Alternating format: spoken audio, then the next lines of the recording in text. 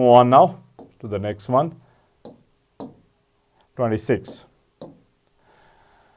Two cars are moving in two perpendicular roads towards the crossing with the uniform speed of 27. This is, there is a correction, this must be 72 kilometre per hour. तो ये वहां पर correction है. आपको पास जो paper आया होगा, I don't know वहां पर 27 था कि 72, but there is this correction. तभी जाके ऑप्शन जो है वो मैच हो रहा है. 72 kilometre per hour and 36 kilometre per hour. If first car blows horn of frequency 280, so original frequency is 280 FO. Then the frequency of the horn heard by the driver of the second car when line joining the cars makes 45-degree angle with the roads will be. So ये cross road है 90 degree पे. यहां से कोई आ रहा है, यहां से एक कार आ रही है. Suppose this is car 1, this is car 2. जब ये इवेंट हो रहा है तो एंगल जो है वो 45 डिग्री के बराबर है. तो यहां पर भी 45, यहां पर भी 45 डिग्री के बराबर. अब जो कार 1 है, car 1 is moving this way with suppose V1 और car 2 is moving this way with V2. अब टुवर्ड्स या अवे हमें लेना है तो हमें कंपोनेंट्स लेने पड़ेंगे. So I again change my colour. ये वाला कंपोनेंट हमें लेना होगा which is along the line joining the two source and the listener. That is V1 cos 45 degrees which is simply V1 divided by √2. और यहां पर ये वाला हमें लेना पड़ेगा V2 cos 45 which is again V2 divided by √2. V2 divide by √2. Okay. बाकी जो परपेंडिकुलर कंपोनेंट है उसके वजह से कोई चेंज नहीं आएगा. उसके वजह से तो गैप सेम रहेगी, डिस्टेंस सेम रहेगी. सो रिलेटिव में सिर्फ ये दो आएंगे, रिलेटिव में सिर्फ ये दो आएंगे. So V1 divide by √2, V2 divide by √2. अब ये सपोज हॉर्न ब्लो कर रहा है, so this is our source. ये सुन रहा है, so this is our detector. हमें बताना है स्पीड सभी दी हुई है, ओरिजिनल फ्रीक्वेंसी भी दी गई है. हमें फ्रीक्वेंसी बतानी है कि डिटेक्टर क्या सुन लेगा. सो F इज इक्वल, दोनों मूव कर रहे हैं. ओके, दोनों और टुवर्ड्स हैं, दोनों वेलोसिटी जो है टुवर्ड्स हैं. सो F0 V प्लस VD, ऊपर अब प्लस लेना पड़ेगा, नीचे माइनस लेना पड़ेगा V माइनस VS. तो ओरिजिनल फ्रीक्वेंसी जो है, ओरिजिनल फ्रीक्वेंसी इज 280. V जो है स्पीड ऑफ साउंड कहीं दिया हुआ है, दिया हुआ होना चाहिए. अगर नहीं दिया हुआ है, will take 340 metre per second. So we'll take 340. I don't think कहीं नहीं दिख रहा है. हाँ, we'll take 340. अब VD और VS ये किलोमीटर पर आवर में दिया हुआ है, किलोमीटर पर आवर में दिया हुआ है, तो उसे कन्वर्ट कर लेते हैं. So VS जो हमें लेना है, which is V1 divided by √2 is 1 by √2 into V1 जो है that is 72. Remember kilometre per hour, लेकिन 72 किलोमीटर पर आवर. अब किलोमीटर पर आवर को कन्वर्ट कैसे कर लेंगे? That is 5 divided by 18. 5 divided by 18. So this is 18 into, चलिए 2 से कैंसिल आउट करते हैं. 9. 2 into 3 is 6. 2 into 6, 9 into 4.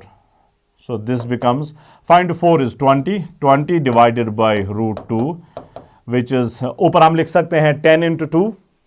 So this becomes 10 √2 metre per second. Metre per second. This is VS. Okay, this is VS. अब जाके VD जो है, VD जो है, ये VD is V2 divided by √2. So 1 by √2 into V2 जो है वो दिया हुआ 36 किलोमीटर पर आवर है. 36 किलोमीटर पर आवर है. सो फिर से कन्वर्ट कर लें, 5 divided by 18. So this is again 18 into 3, 18 into 2, 18 into 2. So this becomes 5. अब 2 divided by √2 is √2. So VD अब आपको मिल गया, VS आपको मिल गया, लेकिन कंपोनेंट जो हमें लेने हैं, जो हमें लेने हैं, अब यहां पर यूज कर लें. VD के बदले में क्या लिखेंगे? 5 √2. 5 √2. So minus 5 √2 divided by V जो है दैट्स अगेन 340 माइनस VS जो है वो हम लेंगे 10 √2. 10 √2. अब ये आपने वर्कआउट करना है, मैंने पहले ही किया हुआ है. This is 26. This comes out to be 298.23 hertz. 23 hertz. 298.23 hertz, which is roughly 298, which is option 2. Okay, option 2. So ये calculation अब आपको करनी है. Let's move on to the next one now. 27. A racing car moving towards a cliff sound its horn. The driver observes that the sound reflected from the cliff has a pitch 1 octave higher than the actual sound. 1 octave higher is कि वो अब double frequency hear कर लेगा. Okay, so double frequency hear कर लेगा. So f जो होगा that will be twice f original. 1 octave higher than the actual sound of the horn. If v is the velocity of sound, then the velocity of the car is, okay, velocity of the car is. अब हमारे पास situation है, there is this Cliff, यहां से कोई driver है, ये move कर रहा है, this is the source now, V S, this is the source, और ये बाद में डिटेक्टर बी बन रहा है. ओके, ये बाद में डिटेक्टर बी बन रहा है. So let me not write V S और V, simply let's write V car, car की वेलोसिटी कुछ. अब यहां से जो साउंड निकल रहा है with frequency of F O, original frequency, वो क्लिफ जो है किस फ्रीक्वेंसी से रिसीव कर लेगा, एफ प्राइम, उसी फ्रीक्वेंसी से रिफ्लेक्ट भी कर लेगा, क्योंकि रिफ्लेक्शन में फ्रीक्वेंसी तो चेंज नहीं हो रही है. अब ये एफ प्राइम क्यों रिसीव कर लेगा, क्योंकि सोर्स जो है वो मूव कर रहा है, सोर्स जो है वो मूव कर रहा है. अब जाके इस कार के लिए, इस ड्राइवर के लिए वहां से एक साउंड वेव आ रही है with the frequency of F prime, with the frequency of F prime, ये वो आप रिसीव कर लेगा, ये वो आप रिसीव कर लेगा. सो इस ड्राइवर के लिए अब ये सोर्स बन रहा है, लेकिन अब डिटेक्टर जो है, ड्राइवर जो है वो मूव कर रहा है, तो ये क्या हियर. सो दो बार इफेक्ट आ रहा है, दो बार इफेक्ट आ रहा है. पहले तो यहां से जो साउंड वेव जा रही है with original frequency of F0, cliff से रिसीव कर रहा है एट एफ प्राइम. अब क्लिफ जो रिफ्लेक्ट कर रहा है, so cliff becomes the source. Okay, cliff becomes the source, it emits sound with the frequency of F prime. अब ये जो है वो रिसीवर बन रहा है, ये उसे रिसीव कर रहा है, डिटेक्टर बन रहा है. सो पहला पार्ट में हम एफ प्राइम निकालेंगे, फिर दूसरे पार्ट में देखेंगे कि एफ डबल प्राइम जो होगा वो किसके बराबर होगा, एफ डबल प्राइम. वैसे आप इसको ऐसे भी कर सकते हैं, you can take it this way, यहां से ये मूव कर रहा है वी कार, यहां से ये मूव कर रहा है वी कार टुवर्ड्स, ये ऐसे towards each other. This is the source जो फंडामेंटल फ्रीक्वेंसी F0 से रिफ्लेक्ट कर रहा है, साउंड दे रहा है, तो ये क्या रिसीव कर लेगा, it's exactly the same thing. Okay, it's exactly the same thing. चलिए हम पहले वाले पे जाते हैं. आई डोंट नो आपने इस पैटर्न में ये किया होगा कि नहीं, इसलिए हम पहला वाला सीधे ही कर लेते हैं. Okay, case 1, Cliff is the detector and this is the source, car is the source. Case 1, car जो है वो सोर्स है और क्लिफ जो है वो डिटेक्टर है, क्लिफ जो है वो डिटेक्टर है. अब क्लिफ क्या फ्रीक्वेंसी रिसीव कर लेगा, वही वो फिर रिफ्लेक्ट भी कर लेगा. ओके, वही फ्रीक्वेंसी वो रिफ्लेक्ट भी कर लेगा. F prime is equal to F0 V, source is moving, detector is at rest, so V divided by V, towards है तो V minus Vs, V minus Vs. Okay, so ये F prime आ गया, ये F prime आ गया. बाद में substitute कर लेते हैं. अब जाके केस 2, केस 2, केस 2,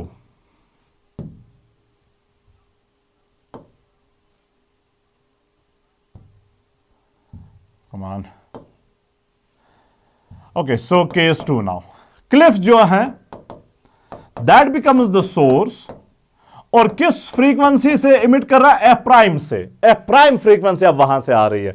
फिर जाके ये कार जो है इट बिकम्स द डिटेक्टर, और ये डिटेक्टर जो है वो अब मूव कर रहा है, वो अब मूव कर रहा है. सो डिटेक्टर किस फ्रीक्वेंसी को हेयर कर लेगा, सुन लेगा, F double prime is equal original frequency F prime, original frequency F prime. Source is at rest now, Cliff जो है वो रेस्ट पे है, डिटेक्टर जो है वो मूव कर रहा है, और टुवर्ड्स है तो फ्रीक्वेंसी अब ज्यादा होगी, तो V प्लस VD लेना पड़ेगा, divided by V, divided by V. अब एफ प्राइम का यहां से वैल्यू सब्स्टिट्यूट कर लें, so this becomes F double prime is equal, F prime का वैल्यू सब्स्टिट्यूट कर ले, F original V divided by V minus VS, F original v divided by v minus V S into यहां पर जो पहले से ही है v plus V D divided by v and v cancels out, तो f डबल प्राइम जो ये आप वापस सुन लेगा, ओके, जो ये वापस सुन लेगा is equal to F zero ऊपर v प्लस वी डी नीचे v minus V S, okay. Now note कर लें जो मैंने कहा था कि आप इस प्रॉब्लम को रिप्लेस कर सकते हैं by two cars moving towards each other, तो एग्जैक्टली सेम फॉर्मूला वहां पर भी बन जाता। तो अगर आप वैसा करते हैं, if you are used of doing that, I will recommend कि आप वैसे ही कर लें, तो ये सारा आपका जो काम है वो बच जाएगा, ये सारा काम आपका बच जाएगा अगर आप वैसे कर लेंगे तो। नाउ अब वैल्यू सब्स्टिट्यूट करने हैं, सिंपल। हमें क्या क्या दिया हुआ है, v is the speed of the sound, car की स्पीड जो है वो किसके बराबर है, ओके, कार की ही स्पीड हमें बतानी है कि किसके बराबर है। देन दिया हुआ क्या है, racing car moves towards a cliff, sound it's on, okay, one octave higher, so that means one octave higher is की डबल फ्रीक्वेंसी हेयर कर लेगा, this is twice f0 is equal f0 into v plus, अब detector जो है case 2 में वो तो car ही है ना, तो that is v car divided by v minus V S, source जो है यहां पर वो भी कार ही थी, so that's again v car, f0 and f0 cancels out, so let's do it upstairs। v minus v car को ऊपर लाते हैं तो this becomes twice v minus twice v car is equal to v plus v car, this implies v को यहां लाते हैं minus बन जाएगा, 2v minus v is v, twice v car को यहां लाते हैं माइनस है प्लस बन जाएगा, v car plus 2v car is 3 times v car, so this implies v car is equal to v divided by 3, velocity of car is 1/3 the velocity of sound, v divided by 3 is option 3, okay, option 3, v divided by 3। so थोड़ा सा लंबा है, लेकिन अगर आप इस problem को replace कर लेंगे कि यहां से कार आ रही है वहां से कार है, they are moving towards each other, तब जाके ये काफी आसान बन जाएगा। तब तो आपको यहां से ही करना है, सो यू कैन सी आपके पास बस इतना करना है, ये एक स्टेप और वो, अगर आप इस पे अटेम्प्ट कर लेंगे तो ये सारा करना है, तो वो मैं हाईली रिकमेंड कर लूंगा, दूसरा वाला चीज जो है। 28 now, intensity level of a sound of intensity I is 30 decibels. The ratio I by I0, where I0 is the threshold of hearing, is okay. Now intensity level जो है उसके बारे में आपको पता होना चाहिए। Intensity level beta is equal to log of I divided by I0, logarithmic scale ये होती है, okay, log of I divided by I0। अब बेटा जो है वो दिया हुआ है 30 डेसिबल्स है, so this is 30 is equal to log of I divided by I0, log of I divided by I0, okay, 10 basically यहां पर है, 10 log I divided by I0, so 10 log I divided by I0, 0 and 0 cancels out, so log of I divided by I0, log of I divided by I0 is equal to 3. This implies I divided by I0 is equal to 10 to the power 3. 10 log जब दूसरे side से shift होगा तो 10 to the power जो भी वहां से होगा, 10 to the power 3 is 1000, 10 to the power 3 is 1000, so option 2, okay, option 2, so 28 option 2। So let's move on to the next one now।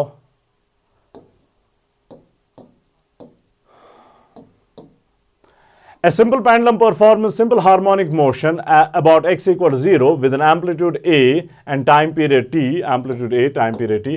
The speed of the pendulum at x equal to a by 2 will be, at x equal to a by 2 will be.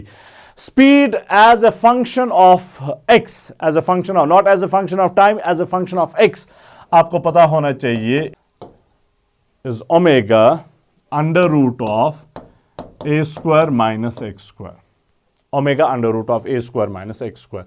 अब आपसे कहा जा रहा है when x is equal to a by 2, तो velocity जो होगी, speed जो होगी वो किसके बराबर होगी, so this implies v is equal to omega under root of a square minus x के बदले में a by 2, लेकिन स्क्वायर है तो ये बन जाएगा a स्क्वायर डिवाइडेड बाई 4। अब ओमेगा के बदले में you can write 2 pi divided by T under root of 4 minus 1 is 3, 3 divided by 4 A square, तो ये बन जाएगा 2 pi divided by T root 3, ऐसे ही A square and root will cancel out, तो ए 4 का स्क्वायर रूट जो है वो 2 के बराबर है, 2 and 2 will cancel out, so root 3 pi A divided by T, root 3 pi A divided by 3, root 3 pi A divided by T पहला option है, root 3 pi A divided by T, option 1, okay, option 1। चलिए 30 now. Two masses M2, M1 and M2 are suspended together by a mass less spring of spring constant K. When the masses are in equilibrium, M1 is removed without disturbing the system. The amplitude of oscillation is. So हमारे पास system, I am sure ये आपको शायद नहीं दिख रहा होगा, तो हमारे पास जो सिस्टम है वो ऐसे है, ये M2 है और ये M1 है, डायग्राम में उल्टा दिखाया है, ऊपर M1 दिखाया गया है, नीचे M2 दिखाया गया है, M2 ऊपर है, M1 नीचे है, जिसको आप रिमूव कर लेंगे वो नीचे होगा, ओके, जिसको आप रिमूव कर लेंगे वो नीचे होगा, सो M1 जो है वो नीचे है, two masses are suspended together from massless when the masses are equal, M1 is removed, so M1 जो है वो नीचे है। अब यहां पर इक्विलिब्रियम कंडीशन कंसीडर कर लें, इक्विलिब्रियम कंडीशन से this is the equilibrium length, और यहां से यहां तक जो है लेट्स सपोज वो x1 के बराबर है, तो x1 अगर है तो ऊपर का फोर्स बन जाएगा kx1, नीचे का फोर्स बन जाएगा m1 प्लस m2 इंटू जी, m1 प्लस m2 इंटू जी। सो ये दोनों बराबर है, इक्विलिब्रियम है, तो x1 जो है that is m1 plus m2 divided by k into g, ये x1 इक्विलिब्रियम। अब आप m1 को रिमूव कर रहे हैं, ओके, m1 को रिमूव कर रहे हैं, m1 को रिमूव करके सपोज नई इक्विलिब्रियम पोजीशन जो है वो यहां पर आ गई, अब खाली m2 है, अब let's suppose this is x2, तो फोर्सेस क्या बन जाएंगे, ऊपर बन जाएगा force k times x2 spring force, नीचे बन जाएगा ग्रेविटेशनल फोर्स m2g। रिमेंबर हम जो है इक्विलिब्रियम कंसीडर कर रहे हैं, तो k times x2 is equal to m2g, so this implies x2 is equal m2 divided by k into g.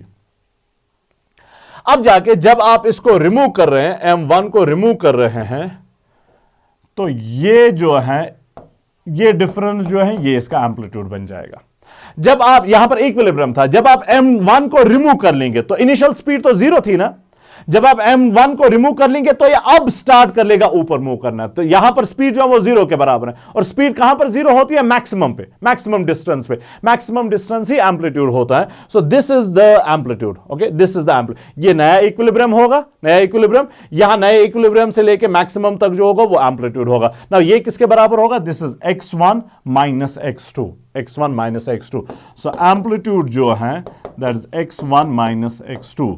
अब x1 और x2 के वैल्यूज जो है वो सब्स्टिट्यूट कर ले आप, x1 m1 plus m2 divided by k into g, x2 जो है m2 divided by k into g, नीचे k और g जो है वो कॉमन ले लें, सो g divided by k common ले लें, तो x1 माइनस x2, x1 में से m1 plus m2 minus x2 में से खाली m2 minus m2, so m2 and m2 cancels out, ये बन जाएगा m1g divided by k, x2 minus x1 which is the amplitude, m1g divided by k, okay. So इसमें ये improvement है कि m1 नीचे m2 ऊपर है, m1 नीचे और m2 ऊपर है। अगर आप m2 नीचे लेंगे तो आपका यहां पर उल्टा आएगा m2g डिवाइडेड बाई k, वैसे वो भी ऑप्शन में है, वो भी आप कर सकते हैं, ओके। लेकिन ये जो कहा गया है कि रिमूव आप m1 को कर रहे हैं, दैट विल ओनली हैपन अगर नीचे m1 होगा ऊपर m2 होगा, तब जाके नीचे वाले को आप रिमूव कर लेंगे ना।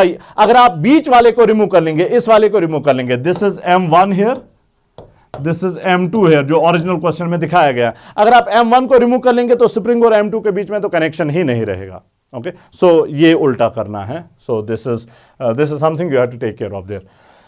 So let's move on to the next one now.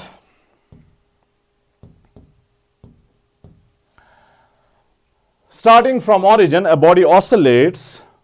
Starting from origin, a body oscillates simple harmonically with a period of 2 seconds. After what time will its kinetic energy be 75% of total energy? Okay, 75% of total energy. Kinetic energy जो है, that is 75% of total energy. So 75 divided by 100. Total energy is 1 by 2 Ka square. A is the amplitude. Okay, A is the amplitude, which is 75 divided by 100 into 1 by 2. K के बदले में you can write m omega square A square. So this is our kinetic energy. Okay, this is our kinetic energy. अब हमें बताना है कि किस time पे ऐसा होगा. Okay, किस टाइम पे ऐसा होगा. Okay, so position अगर हम लेंगे, position is equal to a sin of omega t, then velocity जो है that is a omega cos of omega t, cos of omega t. तो kinetic energy किसके बराबर बन जाएगी? Kinetic energy is equal to half of m v square. v के बदले में यहां पर लिखते हैं स्क्वायर लेना है, लेकिन a square omega square cos square omega t. Now you see, मैंने यहां पर k के बदले में m ओमेगा स्क्वायर क्यों ले लिया? यहां पर ये सेम फिर बन जाएगा. अब ये काइनेटिक एनर्जी हमें कहा जा रहा है कि इसके बराबर है, इसके बराबर है. तो इक्वेट कर लें. ओके, सिंपल आप इक्वेट करना है. तो 1 by 2 m a square omega square cos square omega t is equal to, वहीं से फिर t हमें मिलेगा 75 divided by 100, 75 divided by 100 into 1 by 2 m omega square a square. Cancel out देखें कि क्या क्या होगा. ओके, कैंसल आउट देखें क्या क्या होगा. m a square omega square, m a square omega square, ये तीनों खत्म हो जाएंगे. 2 and 2 will also cancel out. So we have cos square omega t is equal to 75 divided by 100. Okay, 75 divided by, अब यहां पर कैंसिल आउट कर लें. 25 into 3, 25 into 4. So this implies cos of omega t is equal to 3 divided by root 3 divided by 2. Square वहां जाएगा तो root बन जाएगा, root 3 divided by 2. Okay, so root 3 divided by 2. So अब cos of theta कब होता है? root 3 divided by 2. cos of 30 degree होता है root 3 divided by 2. Okay, cos of 30 degree होता है. So omega t जो है that must be equal 30 degrees का मतलब है pi divided by 6. Okay, pi divided by 6. Omega t is equal to pi divided by 6. अब यहां से हमें t निकालना है. Okay, यहां से हमें t निकालना है. So omega is 2 pi divided by capital T into t is equal to pi divided by 6. Pi and pi cancels out. This implies t is equal to, t ऊपर capital T, 2 नीचे, 2 into 6 is 12. t divided by 12. Okay, t divided by 12. So t divided by 12. अब t क्या दिया हुआ है? t is 2 seconds. तो 2 divided by 12, which is 1 divided by 6 seconds. 1 divided by 6 seconds is option 1. Okay, option 1. So let's move on to the next one, 32.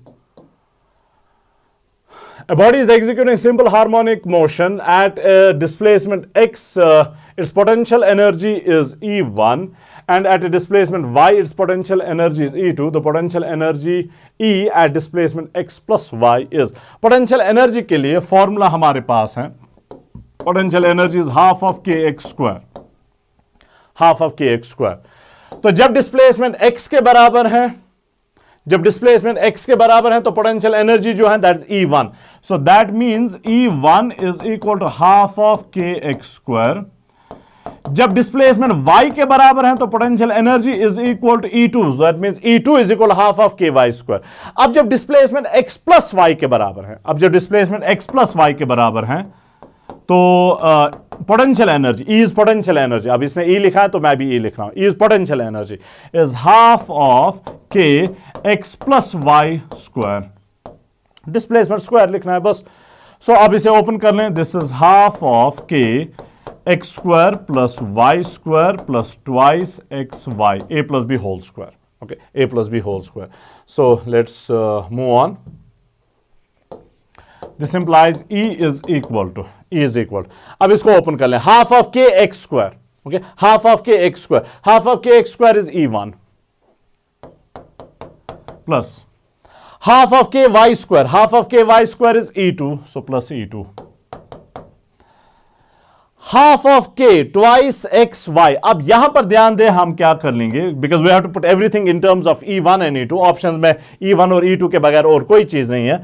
So what I will do is, इस 2 को मैं बाहर ही रखता हूं, इस 2 को हम बाहर ही रखते हैं, तो मैं लूंगा under root of half of K, under root के अंदर आप लेंगे तो सारा कुछ स्क्वायर में लेना पड़ेगा, हाफ ऑफ के को अंदर लेते हैं, हाफ ऑफ के, लेकिन स्क्वायर लेना पड़ेगा, हाफ ऑफ के मैं 2 बार लिख रहा हूं, तो 2 बार लिख रहा हूं तो स्क्वायर बन जाएगा, square and root will cancel out, okay, square and root will cancel out. फिर जाके एक्स और वाई है, इनको भी रूट के अंदर लेते हैं, तो एक्स भी स्क्वायर लेना पड़ेगा और वाई भी एज स्क्वायर लेना पड़ेगा। तो जो भी आप रूट के, हम हाफ ऑफ के भी रूट के अंदर ले रहे हैं तो स्क्वायर लेना पड़ेगा, तो हाफ ऑफ के इंटू हाफ ऑफ के स्क्वायर बन जाएगा।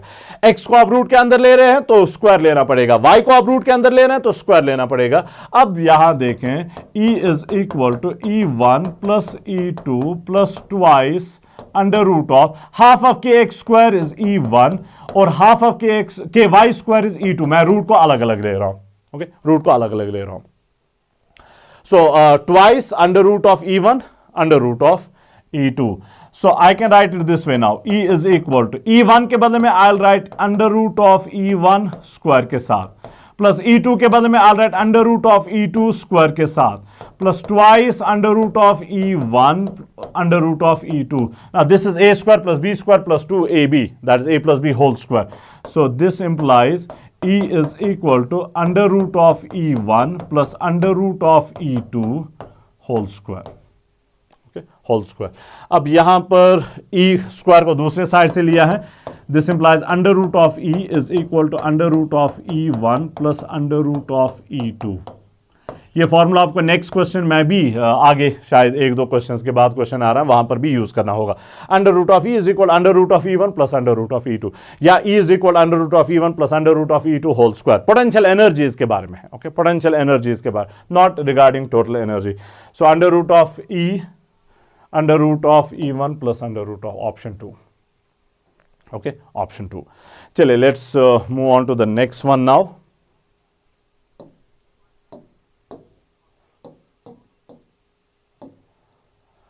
A simple pendulum hung from the ceiling of a train moving at constant speed has a period of t.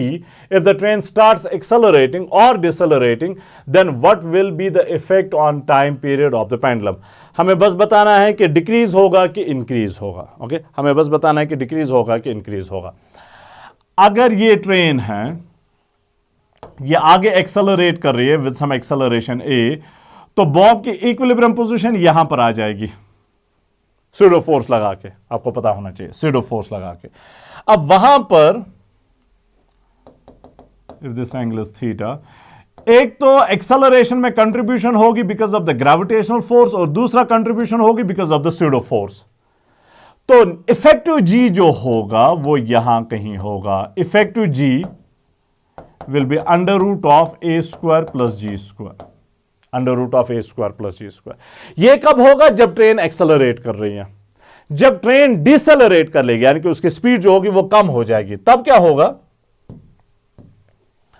ये ट्रेन फिर से ये डिसेलरेट कर रही है, that means acceleration is now in opposite direction. Motion यहां है, मोशन यहां है, एक्सेलरेशन इज इन अपोजिट, यहां पर मोशन भी सेम डायरेक्शन में है, तभी जाके एक्सेलरेशन की डायरेक्शन वही है। अब बॉब की इक्विलिब्रियम पोजीशन जो है वो यहां पर आएगी, सूडो फोर्स जो होगा वो उस डायरेक्शन में अब होगा। तो एक्सेलरेशन में क्या कंट्रीब्यूशंस होंगी? एक तो ग्रेविटेशन की वजह से जी की कंट्रीब्यूशन होगी और सूडो फोर्स की वजह से ए की कंट्रीब्यूशन होगी in the opposite direction to that of the train's acceleration. तो नेट एक्सेलरेशन यहां पर होगी, वो फिर से यही बन जाएगा g effective is equal under root of A square plus ji square. So g effective दोनों केसेस में इंक्रीज हो रहा है। ओके, जी इफेक्टिव दोनों केसेस में इंक्रीज हो रहा है। हमारा टाइम पीरियड जो है that is 2 pi under root of L divided by ji.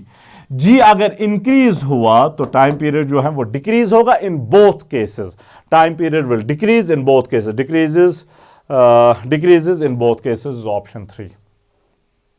Okay, option 3। चलिए let's move on. In damped oscillations, damping force is directly proportional to speed of the oscillator. If amplitude becomes half of its maximum value in 1 second, then after 2 seconds, amplitude will be A0. AO is the initial amplitude. AO is the initial amplitude. आपको बस amplitude damped oscillations में amplitude का formula पता होना चाहिए। damped oscillations में A is equal to A0 e to the power minus some constant into t. मैं alpha से रिप्रेजेंट कर रहा हूं। टू बी प्रिसाइज, अल्फा जो होता है that is b divided by 2m। तो आपने देखा होगा A0 e to the power minus BT divided by 2m, फिर जाके ऑसिलेटिंग टर्म जो होती है साइन या कॉस। तो अब हमें क्या, दो केसेस दिए गए हैं।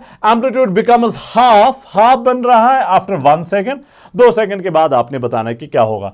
Eight t equal to 1 second, at t equal to 1 second, amplitude जो है that becomes half, तो A0 divided by 2 ये बन जाएगा is equal to A0 e to the power minus alpha t, तो है 1 के बराबर।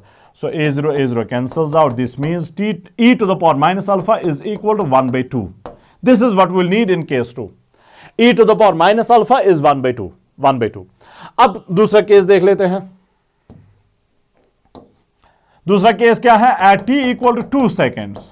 Okay, at t equal to 2 seconds, amplitude वो तो हमें देखना है कि किसके बराबर होगा। a is equal to A0 e to the power minus alpha, t के बदले में 2, तो ये बन जाएगा e to the power minus 2 alpha basically. So this is A0। Now यहां पर देखें कि मैं क्या कर लूंगा, माइनस अल्फा होल स्क्वायर में लिखूंगा। रिमेंबर, पावर के ऊपर पावर होता है तो मल्टीप्लाई होता है, तो माइनस अल्फा इंटू 2 वही तो था, माइनस अल्फा इंटू 2। अब e to the power minus alpha आपके पास है 1 डिवाइडेड बाई 2 के बराबर है। So this becomes A0 into 1 by 2, लेकिन स्क्वायर है तो 1 बाई 4 बन जाएगा। So A0 divided by 4, A0 divided by 4। Okay, so at t equal to 2 seconds, amplitude जो होगा that will be A0 divided by 2। वैसे अगर आपको एक्सपोनेंशियल फंक्शन की कुछ अंडरस्टैंडिंग होगी तो आप ये डायरेक्टली कह सकते हैं कि A0 डिवाइडेड बाई 2 होगा। एक इंटरवल में हाफ हो गया, देन नेक्स्ट सेम इंटरवल में और हाफ का हो जाएगा। सो यहां पर a डिवाइडेड बाई 2 बन जाएगा, वहां पर उसका हाफ A0 डिवाइडेड बाई 4 बन जाएगा। ये आपने अगर न्यूक्लियर में 12th का पोर्शन जो है रेडियो एक्टिविटी में ऐसा आता है कुछ, तो अगर वो चीज आपको पता है तो आप डायरेक्टली लिख सकते हैं। चलिए let's move on now. 35, a particle executes simple harmonic motion with a frequency f. So frequency f, the frequency with which its kinetic energy oscillates is 2f. Energy की फ्रीक्वेंसी डबल होती है। Kinetic energy और total energy तो oscillate ही नहीं करती हैं, वो तो कांस्टेंट रहती है, लेकिन काइनेटिक एनर्जी और पोटेंशियल एनर्जी की फ्रीक्वेंसी डबल होती हैं। This you should know I guess. So let's move on. We'll move on to 36 now. Okay, 36. The kinetic energy and potential energy of a particle executing simple harmonic motion of amplitude A will be equal when displacement is. वैसे ये शायद आपको पता होना चाहिए, फिर भी कर लेते हैं। टोटल एनर्जी तो कांस्टेंट होती है 1/2 KA स्क्वायर। पोटेंशियल एनर्जी होती है 1/2 KX square. Kinetic energy simply होगी total energy minus potential energy which is total energy is half of K को कॉमन ले लें, a square minus x square, a square minus x square kinetic energy. अब आपने कहना है कि किस पोजीशन पे, यानी कि किस x पे दोनों सेम होंगे, k और u सेम होंगे, तो k is equal to u। Simple, k is equal to u। This implies half of k a square minus x square is equal u के बदले में हाफ ऑफ के एक्स स्क्वायर, हाफ ऑफ के x square. K half of k cancels out, a square is equal to x square को वहां लेते हैं तो प्लस बन जाएगा, so twice x square. So this implies x square is equal to a square divided by 2। This implies x is equal to a divided by √2, a divided by √2। a divided by √2 पे kinetic energy और potential energy जो है वो बराबर होते हैं। a divided by √2, option 4। वैसे ये आपको पता होना चाहिए फ्रॉम योर थ्योरी क्लासेस, अगर नहीं पता है तो आप याद रखें इसको। काइनेटिक एनर्जी और पोटेंशियल एनर्जी कब बराबर होते हैं? At a distance of a divided by √2 on either side of the origin, एक साइड से भी यानी कि +a/√2 पे भी और -a/√2 पे भी। यहां पर ऑप्शन सिर्फ पॉजिटिव दिया हुआ है। So let's move on to the next one now. 37 A simple harmonic oscillator has amplitude A, angular frequency omega, mass m. The average energy in one period will be, average energy simply लिखा है, which means simply average total energy. Total energy is constant, half of Ka square. तो उसका average जो होगा वो उसी के बराबर होगा। कोई भी कांस्टेंट चीज का एवरेज जो है वो उसके खुद के बराबर ही होता है, 1/2 Ka²। K के बदले में you can right m⍵², so 1/2 m⍵² A²। Constant है इसलिए एवरेज उसी के बराबर होगा, 1/2 m⍵² A²। Option two. चलिए let's move on. A simple pendulum has a time period T in vacuum. Its time period when it is completely immersed in a liquid of density 1/8 of the density of material of the bob is. Okay. So a simple pendulum has a time period of T in vacuum. Vacuum के अंदर अब आप medium को change कर रहे हैं। Its time period when it's completely immersed in a liquid of density 1/8 the density of the material of the bob is. तो यहां पर हमें ऑसिलेशंस की वजह से जो ड्रैग फोर्स आएगा उसे कंसिडर नहीं करना है, उसकी वजह से तो डैम्पिंग हो जाएगी। हमें जी इफेक्टिव बेसिकली निकालना है। ओके, जी इफेक्टिव हमें निकालना है। टाइम पीरियड हमें पता है 2π√L डिवाइडेड बाई जी है, L डिवाइड बाई जी है। जब वैक्यूम के अंदर है तो वहां पर तो जी ही है, लेकिन जब आप इसे फ्लूइड में रख लेंगे तो बाउंड फोर्स आ जाएगा, अब बाउंड फोर्स की वजह से इफेक्टिव जी जो होगा वो कम हो जाएगा। हमें क्या कहा गया है? Density is 1/8, density of the liquid is 1/8 the density of the material.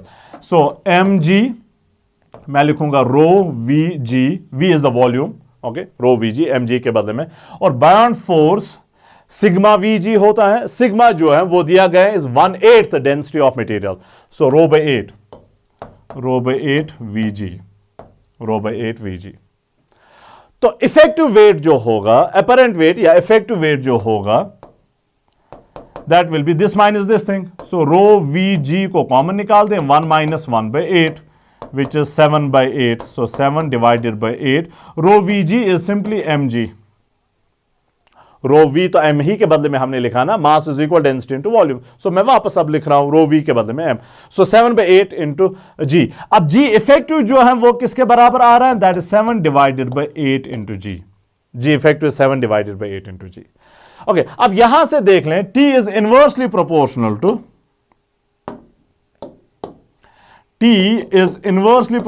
To 1/g। तो नया t prime divided by original t is equal √, inverse proportionality है तो ओरिजिनल g डिवाइडेड बाय नया g, जो g इफेक्टिव जिसके लिए हमने लिखा।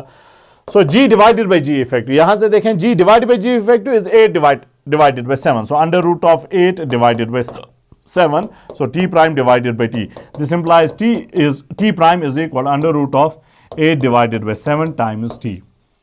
√8 divided by 7 times t is option 4। Okay, option 4। सो बस आपको ये वो जो मुंह जब ये कर लेगा तो वहां पर ड्रैग फोर्स आ जाएगा, उसकी वजह से डैम्पिंग हो जाएगी। जी इफेक्टिव की वजह से टाइम पीरियड जो होगा वो चेंज हो जाएगा।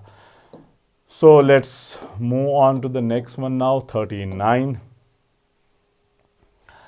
The springs in figure A and B are identical, but length in A is 3 times each that of B. Okay, the ratio of period TA by TB is. So we have two situations.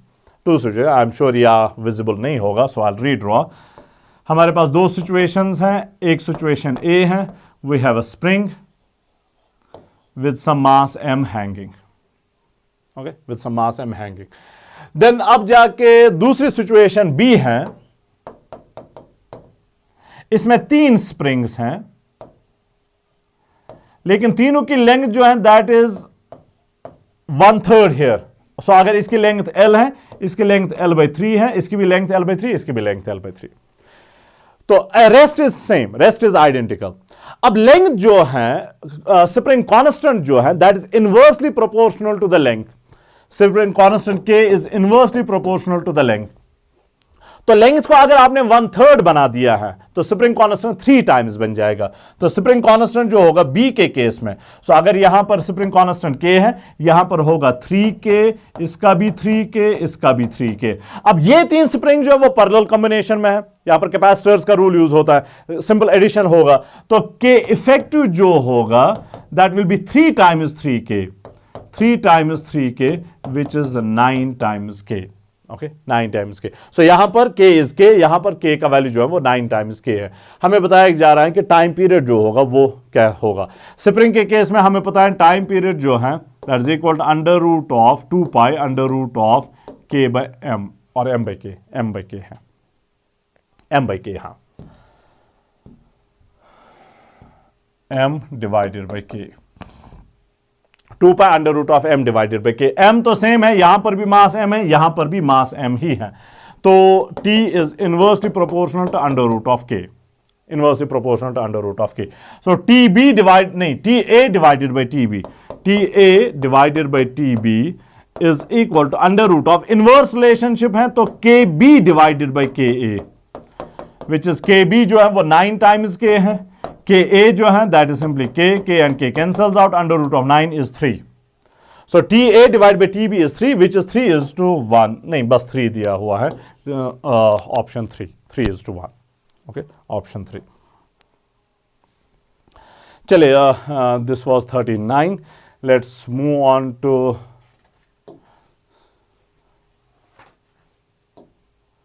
let's move on to 40. Okay, so question number 40 now. A simple pendulum of length L and mass m is suspended in a car. The car is moving in a circular track. This is important. Car is moving in a circular track of radius r with a uniform speed v. Okay, uniform speed v.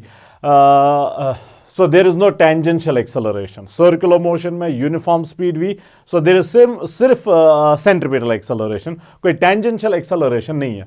A pendulum makes oscillations in a radial direction about its equilibrium position.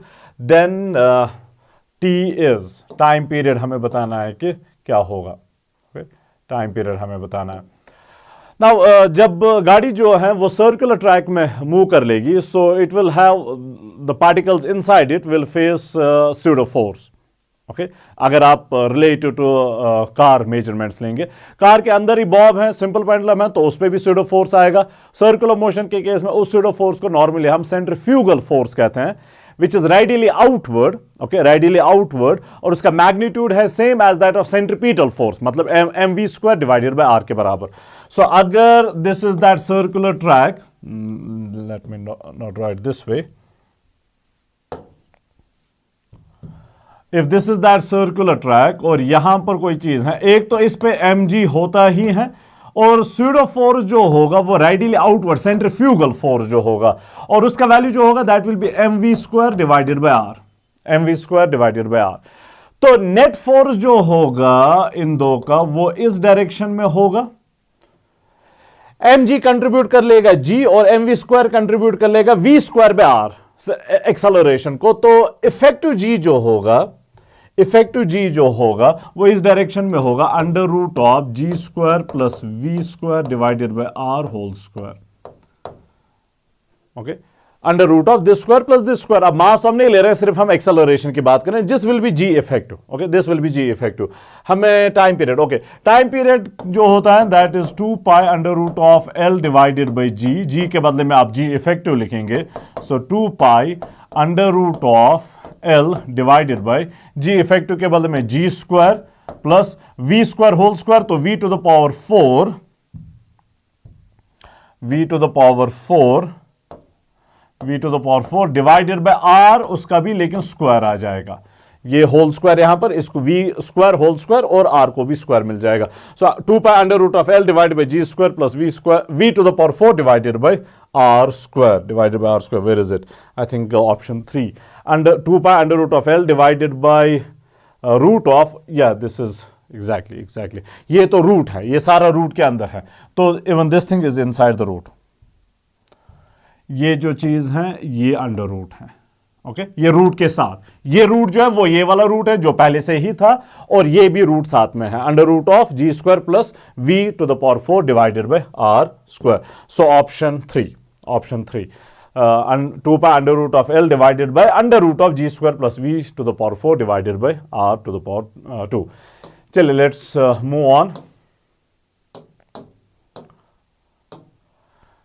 If water is dripping out of a pendulum bob, then during observation time period would first increase, first decrease, remain unchanged, decrease. So अगर हमारे पास कोई bob है containing some water, okay, containing water, 3 situations में draw कर लूंगा just to highlight my point. ये अभी half filled क्योंकि कुछ ड्रिपिंग हो गई है, फिर पूरा एम्प्टी, ड्रिप सारा बाहर जो है, पानी जो है वो सारा बाहर आ गया है। जब फर्स्ट सिचुएशन होगी तो centre of mass is obviously at the centre, this is centre of mass, तो लेंथ ऑफ द पेंडुलम जो होगी that is from the pivot point two the centre of mass, from the pivot point two the centre of mass. अब जाके यहां पर कुछ पानी जो ड्रिप आउट हुआ है, तो सेंटर ऑफ मास जो होगा वो थोड़ा हैवियर साइड की तरफ होगा।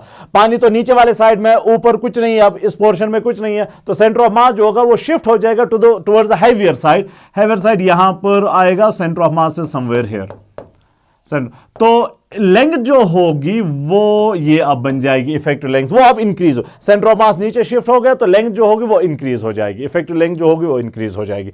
सारा पानी जो ड्रिप आउट हो जाएगा तो सेंटर ऑफ मास अब वापस सेंटर पे आ जाएगा बाय सिमेट्री, तो लेंथ जो है वो वापस अपनी लेंथ पे आ जाएगी जो ओरिजिनल लेंथ थी। तो पहले तो सेंटर ऑफ मास नीचे शिफ्ट होगा, फिर वापस अपनी जगह पर आ जाएगा, तो पहले लेंथ इंक्रीज हो जाएगी, फिर वापस जो है डिक्रीज होकर ओरिजिनल लेंथ पे बन जाएगी। अब टाइम पीरियड का क्या होगा, t is 2 pi under root of L divided by g, l divide by, अब यहां पर हम एज्यूम कर रहे हैं कि ड्रिपिंग जो हो रही है ड्रॉप वाइज ड्रिपिंग होगी, तो उसकी वजह से कोई थ्रस्ट नहीं आएगा, ओके उसकी वजह से कोई थ्रस्ट नहीं आएगा। So 2 pi under root of L divided by g, तो time period is directly proportional to under root of L. तो पहले लेंथ इंक्रीज हो गई, टाइम पीरियड इंक्रीज हो गया, फिर लेंथ वापस डिक्रीज होकर ओरिजिनल लेंथ पे आ गई, तो टाइम पीरियड वापस ओरिजिनल टाइम पीरियड पे आ जाएगा। So first increases then decreases back to original value, first increases then decreases to original value, okay first increases then decreases to original value, fine. So let's move on to the next one now. So a block rests on a horizontal table which is executing simple harmonic motion. A block rests on a horizontal table. Okay, that horizontal table is undergoing simple harmonic motion with an amplitude of A. If the coefficient of friction is mu, then the block just starts to slip when the linear frequency of the oscillation is.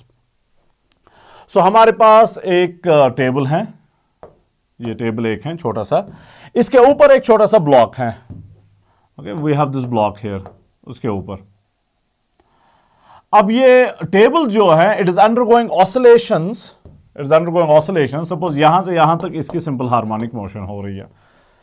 अब जब simple harmonic motion हो जाएगी तो block जो है इसके साथ चलेगा if it does not slip. अगर स्लिप होगा तो ऑब्वियसली इसके साथ नहीं चलेगा, स्लिप होकर नीचे गिर जाएगा इस साइड से या उस साइड से।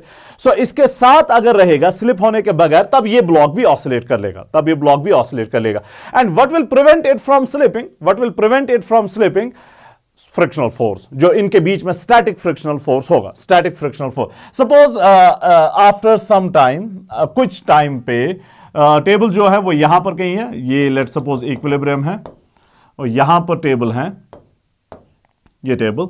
अब यहां पर जब टेबल है तो इसकी acceleration remember is always towards the equilibrium, okay acceleration is always towards the equilibrium, ये एक्सेलरेशन की डायरेक्शन।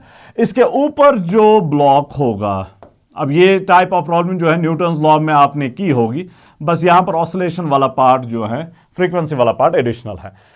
अब यहां पर क्या होगा, अब अगर हम देखेंगे from the point of view of the table के हिसाब से देखेंगे। अब टेबल तो एक्सेलरेटिंग रेफरेंस फ्रेम है, उसके एक्सेलरेशन है, तो स्यूडो फोर्स आएगा। Pseudo force is opposite the direction of acceleration of the reference frame, तो इसके एक्सेलरेशन है टुवर्ड्स द इक्विलिब्रियम, तो इसमें जो स्यूडो फोर्स आएगा mass of the block into acceleration of the table, वो आएगा अपोजिट डायरेक्शन में, यानी कि राइटवर्ड डायरेक्शन में। तो ये ब्लॉक जो है इस स्यूडो फोर्स के वजह से यहां स्लिप करने की कोशिश करेगा। अगर ये यहां स्लिप करने की कोशिश करेगा तो स्टैटिक फ्रिक्शन जो होगा वो इस डायरेक्शन में होगा, अपोजिट डायरेक्शन में, तो वहां पर स्टैटिक फ्रिक्शन जो होगा वो इस डायरेक्शन में होगा, Fs। स्टैटिक फ्रिक्शन होगा तभी तो ये लॉक होकर रह जाएगा, तभी तो ऑसिलेट कर लेगा इसके साथ साथ। नाउ अगर आप स्यूडो फोर्स बढ़ा देंगे तो ये भी बढ़ना चाहिए, अगर आप स्यूडो फोर्स कम कर लेंगे ये भी कम होगा। Static friction remember is a self adjusting force, लेकिन only up to some limit, only up to some limit. तो ये किसी लिमिट तक इंक्रीज हो सकता है, दैट मींस आप ma को किसी लिमिट तक इंक्रीज कर सकते हैं। अगर आपने ma को उसके बियॉन्ड इंक्रीज कर दिया तो ये फर्दर इंक्रीज नहीं हो पाएगा, विद द रिजल्ट ब्लॉक जो होगा वो स्लिप कर लेगा, ब्लॉक जो होगा वो स्लिप कर लेगा। अब हम क्या कर लेंगे, will consider an extreme situation, extreme case, जहां पर टेबल जो है वो एम्पलीट्यूड वाली पोजीशन पे है, क्योंकि वहीं पर एक्सेलरेशन मैक्सिमम होती है, ओमेगा स्क्वायर ए एक्सेलरेशन मैक्सिमम होती है, तो वहीं पर स्यूडो फोर्स जो होगा वो मैक्सिमम होगा। तो ये उसके ऊपर ब्लॉक है, इसके ऊपर ब्लॉक है, ब्लॉक इज एक्सपीरियंसिंग ma, और यहां पर a जो होगा that is omega square A, omega square A. Generally oscillations में, सिंपल हार्मोनिक मोशन में एक्सेलरेशन होती है minus omega square x, minus omega, you must know this, minus omega square x. तो जब x मैक्सिमम होगा तभी जाके a भी मैक्सिमम होगा, minus sign has to do with direction. तो मैक्सिमम पे x जो है वो a के बराबर है, तो वहां पर एक्सेलरेशन भी मैक्सिमम होगी। मैं यहां पर साइन नहीं दिखा रहा हूं, मुझे सिर्फ मैग्नीट्यूड चाहिए यहां पर। तो ये स्यूडो फोर्स यहां पर मैक्सिमम होगा, ओके, यहां पर मैक्सिमम होगा। अब जाके जो स्टैटिक फ्रिक्शन होगा वो इस डायरेक्शन में, Fs। स्टैटिक फ्रिक्शन है तभी जाके ऑसिलेशंस ब्लॉक की पॉसिबल होंगी, क्योंकि तभी जाके ब्लॉक जो होगा वो टेबल के साथ ही अटैच्ड रहेगा, स्लिप होने के बगैर। और स्टैटिक फ्रिक्शन सेल्फ एडजस्टिंग है, तो Fs जो होगा वो ma के बराबर होना चाहिए। और यही बाकी पोजीशंस पे, बाकी हर किसी पोजीशन पे a कम होगा, एक्सेप्ट कि यहां से आप मैक्सिमम लेंगे, उसके बगैर बाकी हर किसी पोजीशन पे यहां पर a कम होगा, तो स्यूडो फोर्स भी कम होगा, तो Fs का वैल्यू भी कम होता जाएगा। सो दिस इज द पॉइंट जहां पर Fs का वैल्यू सबसे ज्यादा होगा, जहां पर Fs का वैल्यू सबसे ज्यादा होगा। और वहां पर भी क्या है, Fs is equal to ma, Fs is equal to ma, which is m, a के बदले में is omega square a, omega square A, capital A, which is the amplitude, position amplitude. अब Fs के बारे में हमें पता है, Fs के बारे में कि Fs जो है दैट इज ऑलवेज लेस और equal to Fs max, okay, that is always less और equal to Fs max. Limiting friction से कम या उसके बराबर, उससे ज्यादा तो नहीं हो सकता है। अब Fs जो है that is m omega square A is less और equal to Fs max, less और इक्वल टू Fs मैक्स। अब Fs मैक्स जो होगा वो किसके बराबर होगा, वो किसके बराबर होगा, ब्लॉक के लिए ही नीचे mg और ऊपर नॉर्मल फोर्स। वर्टिकल डायरेक्शन में कोई मोशन नहीं है, तो वर्टिकल डायरेक्शन में नेट फोर्स 0 होना चाहिए, तो n must be equal to mg, n must be. और Fs मैक्स हमें पता है होता है म्यू टाइम्स n, n के बदले में mg लिख सकते हैं, तो mu times mg, mu times mg। So m omega square a must be less और equal to mu times n, n के बदले में mg, m के बदले में mg। m and m cancels out. अब ओमेगा स्क्वायर, ओमेगा लिखते हैं, ओमेगा स्क्वायर इज लेस और equal to mu g divided by a को नीचे लाएंगे, ओके, a को नीचे लाएंगे। This implies we're almost there, omega is less or equal to under root of mu g divided by a, capital A, which is the amplitude. अब omega is the angular frequency, यहीं से हमें linear frequency which is 2 pi f, omega is 2 pi f, तो f is lesser equal to 1/2 pi under root of mu g divided by A. तो frequency या तो इसके बराबर है या फिर इससे कम है, या फिर इससे कम है। सो ज्यादा से ज्यादा क्या हो सकता है, फ्रीक्वेंसी इसके बराबर होगी, इससे ज्यादा नहीं हो सकती है, लेस और इक्वल टू, तो फ्रीक्वेंसी इससे ज्यादा नहीं। सो this is the maximum value, या तो इसके बराबर या फिर इससे कम। सो मैक्सिमम वैल्यू जो फ्रीक्वेंसी का होगा वो यही है। So maximum value, don't confuse this f with the friction, this is frequency. Maximum value is 1/2 pi under root of mu g divided by a. Mu g divided 1/2 pi under root of mu g divided by a. 1/2 pi under root of mu g divided, अब इसने amplitude को small a से represent किया है तो capital A के बदले में स्मॉल a है, तो 1/2 pi under root of mu g divided by a. Okay, so let's move on to the next one now. 43. The equation of simple harmonic motion for a particle is, यहां कुछ गड़बड़ है, नहीं ठीक है, a plus 4 pi square x is equal to 0, where a is an instantaneous linear acceleration at displacement x. The frequency of motion is, अभी हमने देखा कि एक्सेलरेशन जो है that is minus omega square x, बस इसी को ऐसे लिखा है, a plus omega square x is equal to 0। तो x का जो कोफिशिएंट है that is omega square, so x का जो कोफिशिएंट है that is omega square, so omega square is 4 pi square, omega square is 4 pi square, which means omega is 2 pi whole square, omega square is 2 pi whole square, 4 के बदले में 2 square, यहां पर तो square पहले से ही है, square and square go, so omega हमें क्या निकालना है, फ्रीक्वेंसी, हाँ फ्रीक्वेंसी, तो ओमेगा के बदले में 2 pi F is equal to 2 pi and 2 pi cancels out, तो F is equal to 1 hertz, F is equal, सब कुछ ऐसा सिस्टम है तो इसका यूनिट भी ऐसा सिस्टम है, 1 हर्ट्ज, ऑप्शन 1 हर्ट्ज। तो काफी सिंपल, आपको जस्ट इक्वेशन को रिकॉग्नाइज करना है। ये इक्वेशन कभी डिफरेंशियल फॉर्म में भी आती है, ए के बदले में लिखा होगा d2x by dt squared, acceleration होती है double differentiation of position, position की पहली डिफरेंशिएशन आपको वेलोसिटी देगी, फिर उसकी डिफरेंशिएशन आपको एक्सेलरेशन देगी, तो x को 2 बार डिफरेंशिएशन करके आपको एक्सेलरेशन मिलती है। तो a के बदले में कभी ये भी लिखा होगा d2x बाई dt स्क्वायर्ड, फिर जाके प्लस ये 4 पाई स्क्वायर्ड x इज इक्वल 0, तो ऐसे भी लिखा हो सकता है। Okay, so this is what we call as differential form of differential equation for simple harmonic motion. Let's move on to the next one. 44. A body is executing simple harmonic motion at a displacement x. At a displacement x. This is the sentence. Its potential energy is 4 joules, and at a displacement y, its potential energy is 9 joules.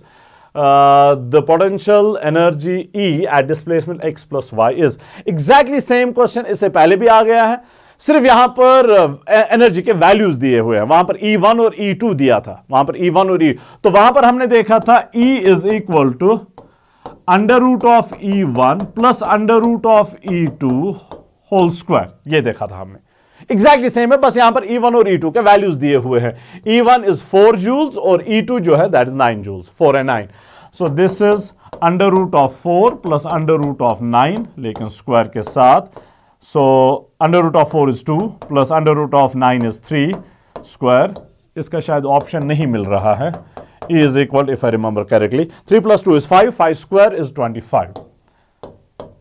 So नई position पे x plus y पे energy जो होगी, that potential energy जो होगी, that is 25 joules.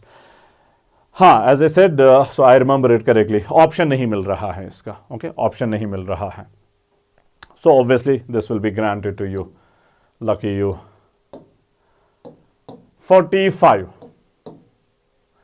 A simple pendulum has a time period t, so capital T के बदले में अब small t है, its time period in a lift which is moving upwards with an acceleration 3 meter per second squared is, note कर लें 9.8, so fractions ऐसे रखे हैं, g के बदले में 9.8 है, यहां पर भी अब आपको देखना है कि वो कहां पर आएगा।